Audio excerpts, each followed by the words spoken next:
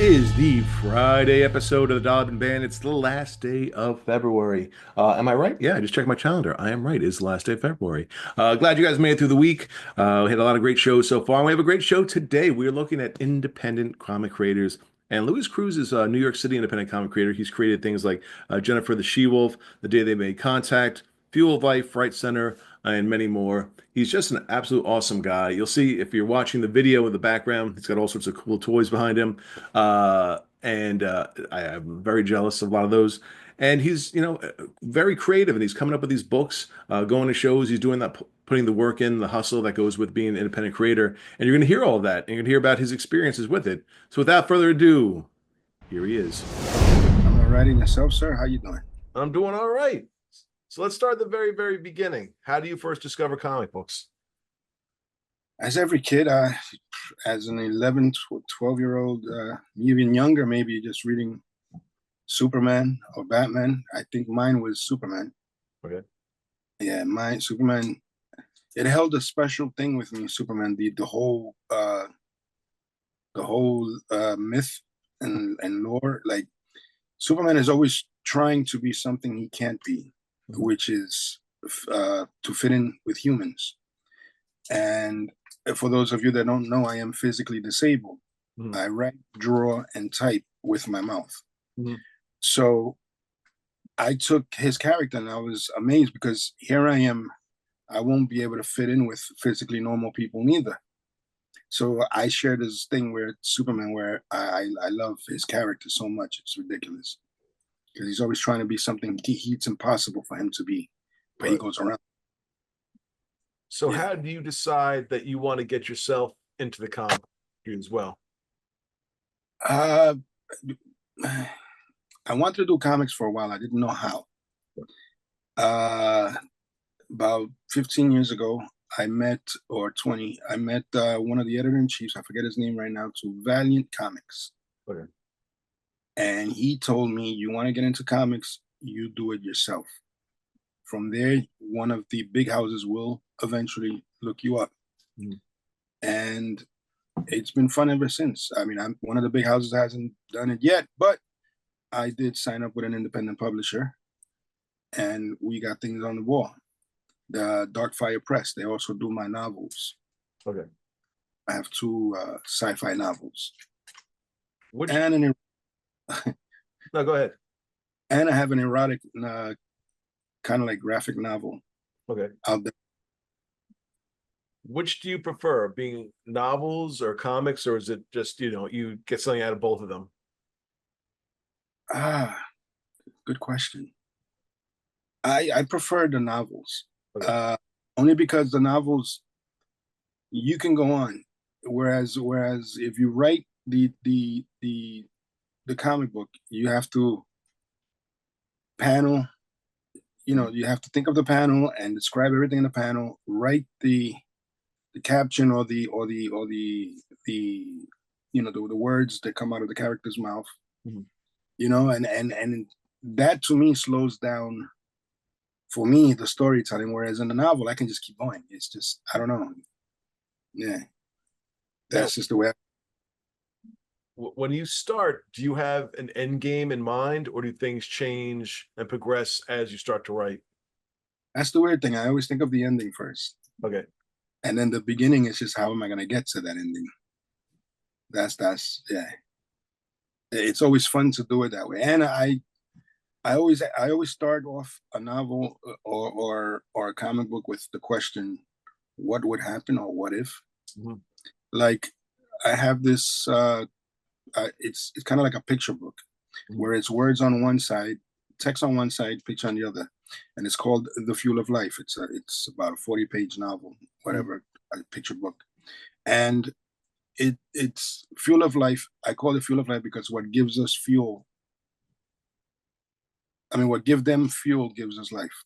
Right. And it's basically they're vampires, Okay. and they use our blood to fuel their ship because they're aliens, and they try to escape Earth, but they didn't because we put them to extinction because of the fact that the whole thing about vampires. Mhm. But in my story, they're aliens, and they try to take our blood for fuel, but what gives them fuel gives us life. Right. So I named it Fuel of Life. That started off with just that question: what would happen if these things came and they used our, what we call blood, what we need for ourselves? They use it as something. What if it's something else for something, for another being? What if it's wine for somebody else? Or like I have this question. We call our planet, we like, for example, we call the moon, Mhm. or Jupiter. But if there's another existence, what do they call it? That's a good question. We're raised with calling the color blue, but what if something else comes and says, no, that blue is orange? Right. It's just I don't know, I'm weird, but yeah. I like your question. Yeah. So, what's your process for creating a character? If you're going to blueprint it out, is it a name? Is it an ability? Is it, a personality characteristic? Where do you start and then build from there? For example, my Jennifer the She-Wolf. Mhm. He's a comic book. Number one is coming out soon again. Mhm. We're holding and everything. It started off with she's how did I start off with Jennifer? Jennifer was different. Jennifer, I thought of what is she? Mhm. She's an immortal. She was changed into a vampire against her will. Mhm. What is she today? She's a cop. Mhm. Uh, what happened to her kids? They became vampires. They think she died. Mhm. Her daughter became a vampire against her will, Mhm. for her to survive, because she didn't have the training of how to be a vampire. She ended up killing her aunt and her brother for feeding. Okay. So that it always starts off with questions after questions, like what? Yeah. So it's always the name, what they do, and the look. Now, it seems like you like to focus sort of on the supernatural. Is that sort of and sci-fi as well, or combining those two things sort of, your sweet spot? My favorite thing is sci-fi. Okay. I have this novel called what is it called? The Day They Made Contact. Mhm. And that novel is basically about, I don't know if anybody's heard of the Roswell incident. Mhm. What if they came back 100 years later? Right. What will they discover? What will they find? They will find that we took their technology, that we stole their technology, Mhm. and that we killed whatever survived. These aliens come, and they have this other group of aliens infiltrated them, which are trying to warn us about what they really intend to do. What the Dracors are, they call the Dracors, what their intent to do. And so one alien makes friends with one child, and it's like a mother raising a child type of relationship, where with every touch she gives him, whether it's facial touch, whatever touch, like, just shaking hands or whatever, throughout the book, he'll gain a certain ability. And that certain ability will help him fight the main enemy. Mhm. And I don't want to ruin the ending, but it's not good for him. Yeah. But So, it, it, what uh-huh. makes it sci-fi? What makes it sci-fi? What makes good sci-fi in your mind? Oh, wow. I mean, for me, I was raised on, as you can tell by my background, Star Wars, Mhm. Star Trek, Mhm. um, like those type of things that, for me, a good sci-fi is the kind of stuff that makes you go, wow. Like, where did that come from? How did that happen? Mhm. These creatures are amazing. Not that typical crap like the day the earth stood still. No. Mhm. Give me something that'll make me go, holy smoke, you know? Give me something that'll, yeah, like, I don't know if it's considered sci-fi or horror. The Quiet Place. Okay. I thought, to me, all I seen the first two parts, third part I'm about to watch. Mhm. And to me, that was original. Mhm. To me, it was an original. The noise creates these creatures that makes them come after you. Any little noise. And throughout the movie, the way I mean, that was original to me. I've never seen anything like that out, and I don't know if that falls under sci-fi or horror or sci-fi horror, but whoever did it, it was good. Yeah. Whoever did it was good. And do you think in this day and age, sci-fi is as good as it was, during the Star Wars, during the Star Trek, or has it sort of gotten watered down a little bit? I think it got watered down because even in Star Wars, none of them can touch the original trilogy. Right. So it's been, I mean, where in the world do you get off breaking a lightsaber? Right. Where in the world do you get off? Basically, the lightsaber is the ultimate weapon, but now stormtroopers or whatever got these weapons that counteract it. Get the freak out of here. You know what I'm saying? No way. That annoys me. Yeah. That really annoys me. So with comics, you've done, some one shots, and you have Jennifer the She-Wolf coming out. Is that going to be a one shot, or is that going to be a continuation story? I'm thinking of 4 to 6 issue series Okay. because I want to come out with her daughter's point of view story. Like, Okay. so yeah, I want to do that. I'm curious, as a writer, though, when you're doing something like that, because do you find it that you have to sort of compress a story a bit to fit 4 to 6 issues, or do you sometimes have to find yourself stretching out the story a bit just to fill certain pages in order to, to hit that goal? Well, if you plan it out, to me, Mhm. if you plan it out, that means you're thinking about it too hard. Right. Um, I say 4 to 6 because that's what I'm hoping it'll be. If it's going to be more, then I'm going to go more. Right. If it's going to be less, then I'm going to do less. Right. But I gave myself that 4 to 6 issue gap to fill in. Mhm. I don't want to compress anything. I don't want to elaborate on anything. I just said that because 4 to 6 issue is what I'm planning. But if it should happen that I should go past it, Mhm. then it's going to go past it. I'm not. That's the cool thing about being a creator Mhm. and working with a creator-owned character. You can have fun with it. For me, as long as you're having fun in writing something Mhm. or drawing something or whatever, continue it. Once you gave up that fun, that means you're no longer interested. And you lose interest in something, it goes bad. Right. What is the independent comic scene like in New York City right now? I don't know. I'm thinking it's pretty popular because now when you go into comic book stores, Mhm. you see a lot of independent stuff. You never saw that before. Right. Never that. So lately, it's been there. Okay. You know, it's really nice to see stuff like that. That independent creators are actually getting some type of notoriety. Mhm. Could you Yeah. what about the hustle that comes with, you put a book, you write a book, and you create a book, getting it out there, getting people to know about it. What does it take to get yourself to stand out in the independent field these days? Where does it stand out? Good storytelling Okay. or great artwork. Okay. It's rare that you find both, unless you're McFarlane or Jim Lee. Hmm. You know, yeah. I mean, I was a huge fan of Mark Silvestri Right. with Cyberforce. I thought they were incredible. Hmm.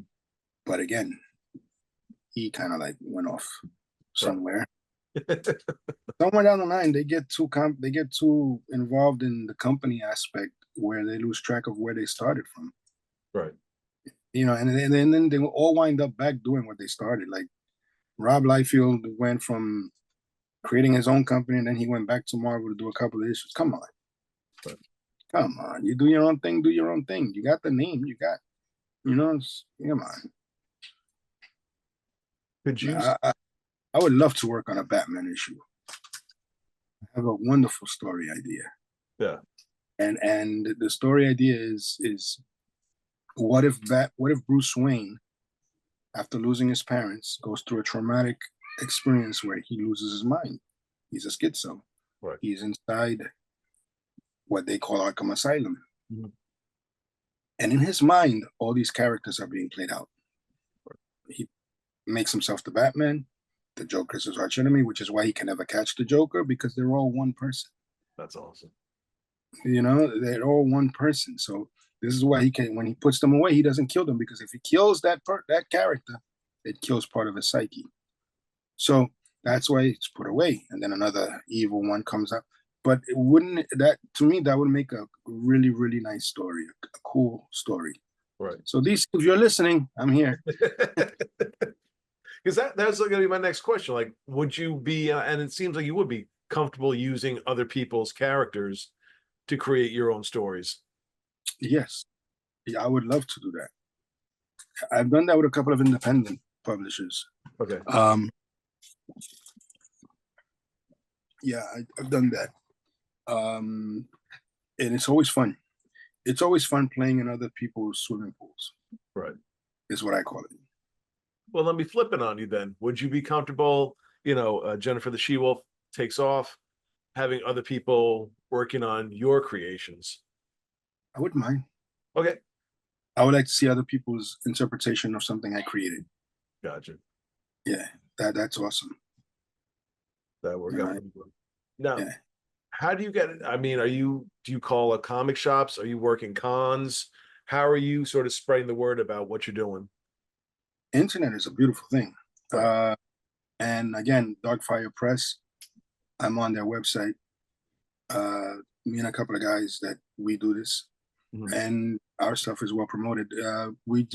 Darkfire just did signed a deal with British what ASAP. Okay. Called ASAP, ASAP, where they also distribute our stuff. Okay. Out there. So Darkfire Press is coming up. It's moving up in the ladder. That's very good. Yeah.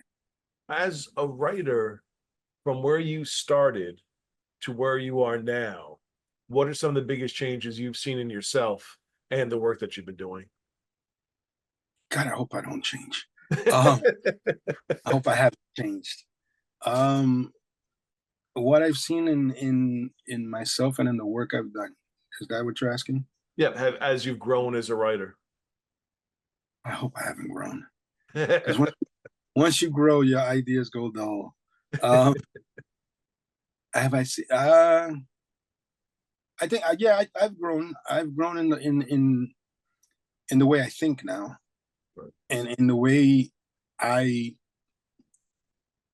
how to form one paragraph and condense it to make the same, to give out the same point but make it shorter. Right. So yeah, it's part of growing. You know, yeah, you don't have to make a paragraph to describe something 10, 20 lines. You could just be happy with 5, 15. I was gonna say, because is that something you see with a lot of books, that people feel like they have to just keep going and writing and writing and writing to describe a scene that you could really just put down in like 1 or 2 sentences? Yeah, there's a comic company, I will not name it. I like the idea of their characters. Okay. I actually wrote a 6-page, 1 page actually. He asked for 1 page from 6 creators, from 6 or 8 creators to create a single page. Right. Continue. And something I noticed about his previous books is that the bubbles took more took more space than the actual character. I was like, you know what? This is not real. Yeah. He could have condensed this a lot better. And you know who started like that actually? Spawn #1. Okay. McFarlane did that also. And I was like, what the hell, man? I'm a huge Spawn fan, but Jesus. When you're doing projects like this, what are you looking for in an artist? One who can take my ideas and run with it. Okay. For example, if I describe something, show me 2 ways that it can be described. Right. That you can say. I work with an artist who lives in Spain. Oh, wow. He goes by the name of Amarty, but Angel Maria Martinez. Okay. Great artist. He and I worked together at a previous publisher called R Comics, Mhm. and when they closed their doors, I asked him if he wanted to join me in my creator-owned work. He said, "Yeah." So What kind of relationship do you like to have with an artist? Because sometimes you hear there's a lot of collaboration between the two, and sometimes it's just like you send your script over, they do what they're going to do, and there's really no communication besides that. no, we communicate about everything. If I see something wrong, he'll fix it. If he sees something wrong in my writing, he'll ask me, to do this or the other. So we go back and forth. Right. The only thing with him is that, well, it's daytime over here, it's nighttime over there. Right. So we got to speak in that twilight era. Uh, yeah, but he's really cool. Is there an I if there's any artist out there, you know, who would you be your ideal artist to work on your books? McFarlane. He seems McFarlane. to be pretty high on your list on a lot of things. Because he's down to earth. As I mentioned to you before we started the show, I have a video of him actually riding my wheelchair on one of the Comic Cons Yeah. in New York. That's awesome. And every time he sees me, he gives me a shout out. Right. So Is yeah. is being at a con like that and doing different cons, setting up tables, something that maybe you're looking at doing in order to spread the word? I've done it. I've Okay. done it with the friends. We set up a table at a Comic Con, the New York Comic Con. Oh, wow. We've done it, and I'm going to be quite honest with you. I did not enjoy Comic Con. Really? I'm so used to going around and meeting people and having fun and getting these things that would, when you do a show like that, you have to stay there. Right. Yeah, so I was the worst comic. I loved it. I loved the experience. Right. It made my dream come true. Mhm. But again, I was like, no, no. Like I have a show this Saturday in the Bronx. It's called the Bronx Anime Okay. Con, and I'll be there signing my books and Mhm. everything. I'm also part of a podcast. Okay. It's called the Nerdaricans, where Okay. we talk, geeky stuff and shows and movies and everything. And it's under the umbrella of LDM Studios. Okay. It's a recording thing. And we record our shows every so often, and we're going to do our podcast live at the show. Oh, I that's awesome. think live or recorded at the show. Okay. And so I'll be doing my signing there as well as being the co-host of the Nerdaricans. Do you find cons are a good way for independent creators to put themselves out there, or is it just so crowded and there's just so much stuff going on that it's sort of hard to make that one-on-one contact with people? From my experience, there were 4 or 5 of us at a table. Mhm. It depends how you do it. Like, for example, us 5 guys were good friends, Mhm. and people came. We each spoke about what we do. Right. It's your choice to buy whatever you want. And as far as I guess as a creator, having your own table there, Mhm. it could boost your sales, Gotcha. or it could hurt it. It depends how you promote yourself. Mhm. If you over promote yourself, people are gonna think you're one of the big cons. Cons are funny because some people don't go to cons for certain things. Mhm. The comic book collectors, they'll go either to get the big houses like Marvel, DC, Image. Some like the independent stuff. Okay. So if you go and you will promote yourself as one of the big guys, they're not gonna go for you Right. because they want to be independent. Right. For some reason, independent creators, they have a lot more to prove. You got to introduce the character. It's a new character. You got to introduce the character. You got to make the audience or the people want to buy it. Whereas Marvel, the characters.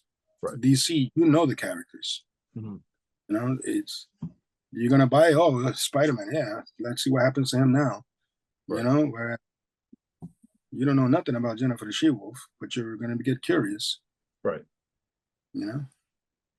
If you had your choice to work on, I mean, we talked about Batman, but any Mhm. character, DC, Image, Marvel, Beyond, to take a run on, who would it be?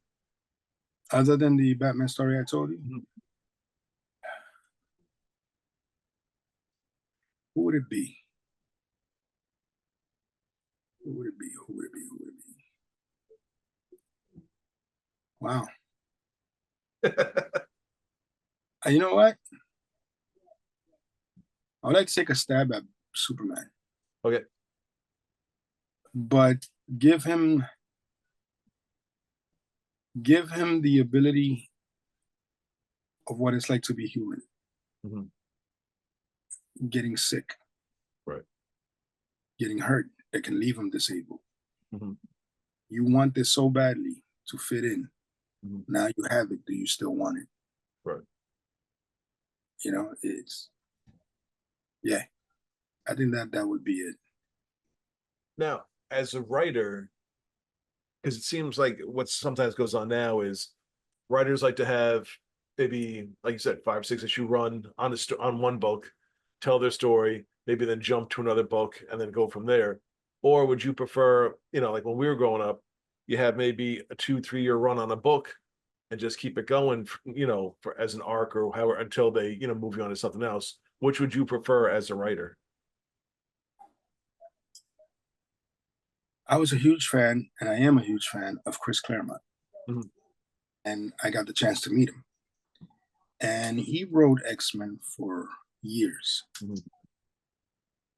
I'm hoping that I would have the opportunity to do that. Okay. Write it until I have nothing else to say. Right. Just if I ever got a chance of writing for one of the big houses, give me the opportunity to write something until I'm done. Don't give me 6 issues, 12 issues. No, give me something till I'm ready to say I'm done. Okay.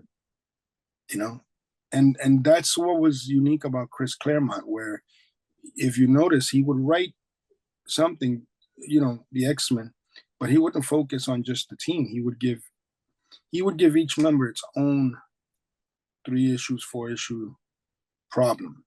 Right. And I think that's what made the X-Men. Well, that's what made him write the X-Men so long. He wrote it like a soap opera. Okay. Yeah. Back to Jennifer the She-Wolf. How does that story start to build in your head? Where did you first get the idea, and how long did it take for you to flesh out exactly what you wanted to go with? I think it was just the fact of I didn't want to write a vampire book. Mhm. I didn't want to write that. Those are done. Right. But a wolf, a female wolf, who goes through all this, losing family, having live over 100 years, Mhm. and what she goes through, that is what made me say she's ready to come to life in my head.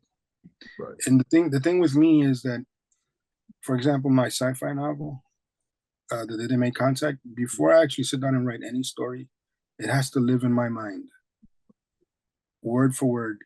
I have to think about it, even if I'm outside and I'm alone. I'm thinking, what are they going to say? What is this going to say?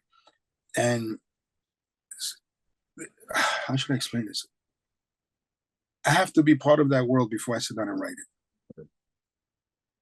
I have this upcoming story, which I've been saying is upcoming for years now because I'm scared of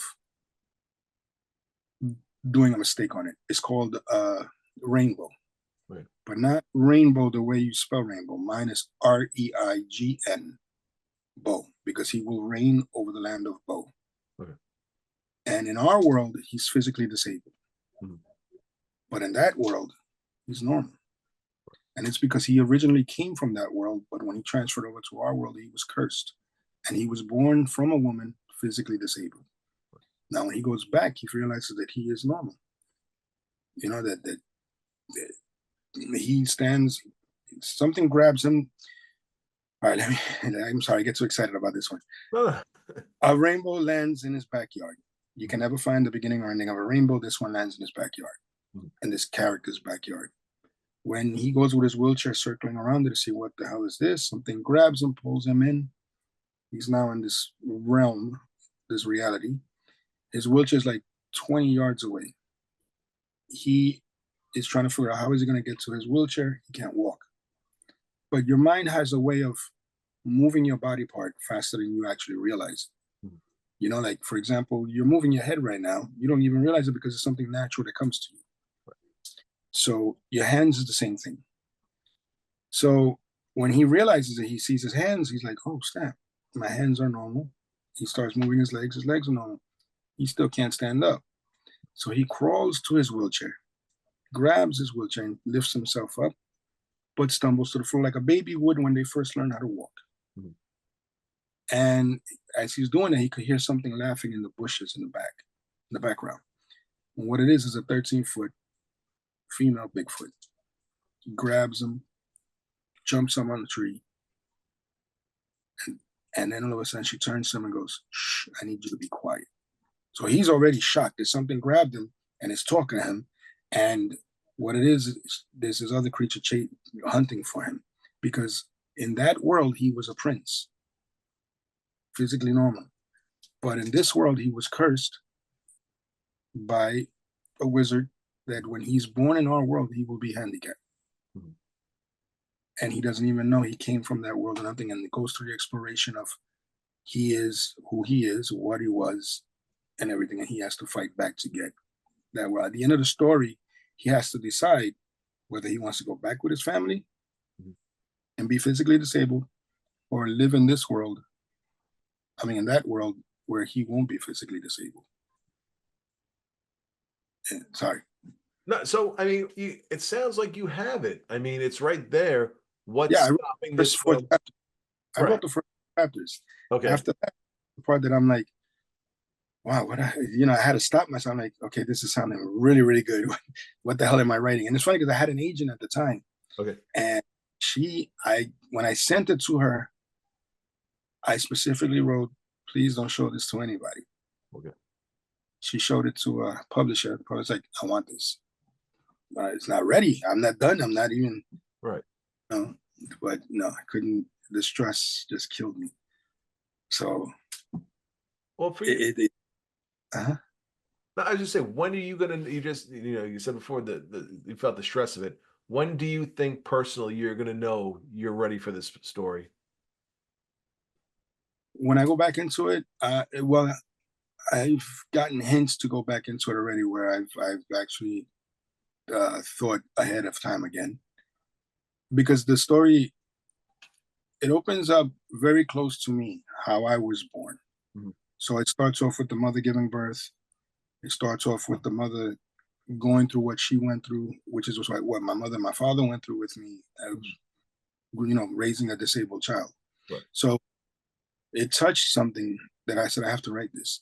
But now I'm going into a realm, and I love that realm because in that realm, his one of his teachers in that realm is a mermaid who teaches him how to control his breathing underwater. Mhm. And she pops out of a hole in this little village that they got. Right. And in my head, there are talking horses. Mhm. There are flying horses. There's dragons, but nobody there can control them. They've just seen. And in one of the scenes that I have, because I have to make it a little funny, Right. in one of the scenes I have, you know how you get crapped on by a bird? Mhm. Imagine a dragon doing that. You know what I'm saying? So yeah, it's coming back, Right. but I have to just sit down and focus on that story again. But yeah, it's I want it to be fun for me. Right. So as I was writing it, I started losing the fun for it. So now I have to go back. It's becoming fun again because now I'm thinking at a broader thing, like the dragon thing. Right. Nobody's gonna ride these dragons. I'm tired of people riding dragons Right. and thinking they can control these creatures. Come on, if they exist, I don't think anybody was able to control them. You know what I'm saying? But what if they flew around like the way we see birds flying around now? Yeah. And stuff like that. And with the It, story. it, it, Go ahead. uh-huh. No, go ahead. I was just about to say, with a story like that, because it is so personal for you, how do you know, how do you sort of self-edit what you want to put out there and what you want to keep for yourself? I was speaking with my publisher, uh, Darkfire Press, and I asked him if he's willing to edit one of my stories, and he said yes. So I'm just gonna write. I write just to write. Right. Whatever the editor feels they want to take out or keep, I'll let them handle it. I'll rewrite it the way you want to, but just keep the element. So is this, when it's done, do you think it's going to be your best work so far? I'm hoping. I've never written a fantasy, Okay.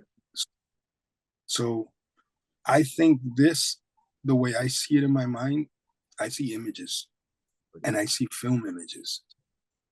So I'm thinking this is going to be a hit or break, but it's going to be something. But the way I imagined it, it's going to be wild. I have this story in my head for years, and I sat down and wrote it. And it's funny because I wrote the first 3 chapters in a matter of 4 days. Wow. First 3 or 4 chapters. So it's in there. I just I like I said, I knew the ending before the beginning. And now I have to work my way to that ending. Right. How thick, how many pages the book is, don't care. Yeah. Don't care. But one of the things that opened my eyes to writing something like that was Lord of the Rings. Okay. It was a mandatory read in school. Mhm. So when I saw the movie from reading that in school, I was like, holy sorry shitballs. This is amazing. Yeah. So this is yeah. And that made me realize a fantasy story could be told well done if you think about it. None of this dragon writing or Seems to freaking be a big pet peeve with you, dragon writing. wolf writing. How small you got to be to write on a wolf? Come on. Well, I'm very curious about this because, this story you said it's been going on in your head for a while. How do you push it to the side and then work on other things, though? When it is such a big, it's almost a movie in your mind. How do you turn it off for a bit and then focus on other projects? It's not easy. I was gonna say.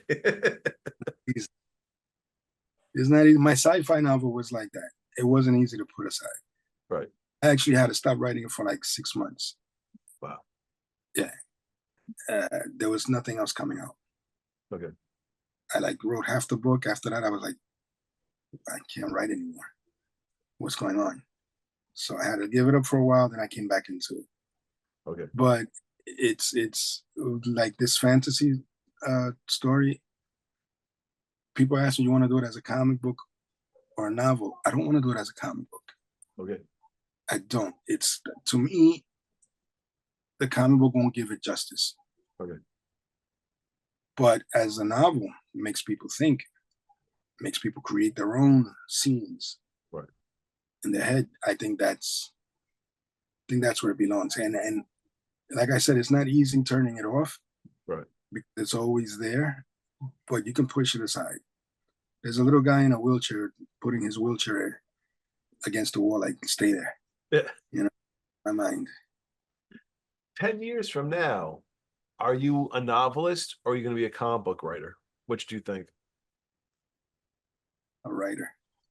in general? Yeah. Whatever piques my interest. Yeah. Because some writers do both. Yeah. I mean, some novel writers, they can do both. Mm-hmm. So yeah, a writer. So we talked about Jennifer. What other projects are coming up? Folks could be looking forward to stuff like that. Jennifer is the next thing. Is what's being redone. Okay. The story I just told you about, Mm-hmm. and I have an erotic picture book from a handicap point of view, which did very well for me, believe it or not. And I might go back into that. Yeah, I felt uncomfortable writing it, but I might go back into that. All It right. was fun. It was, yeah, it was different. Let's just put it like this. On the first run, I printed about 150 of them. Right. And before the week was over, I had 22 copies left. Yeah, people are freaks. Physically normal people are freaks. Well, I just wanted to say thank you so much for taking the time to talk today. And where can folks find you online, get in contact with you, check out your stuff? I do a lot of Instagram, cruising comics, just like that, cruising Okay. comics.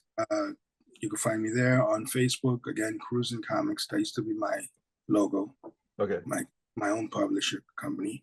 Mhm. Uh, you can just find me there, Awesome. and yeah, just come see me at a con or something. And we are back. So yeah, I mean, what an absolutely awesome dude. Uh Working very hard to get this thing off the ground, and he's putting out some real quality books. A little bit of everything, as we heard. Some books maybe for more adult fare, which is fine because there's something for everyone out there. And he's, working shows and stuff like that. And I can't wait to see what he's going to come up with in the future.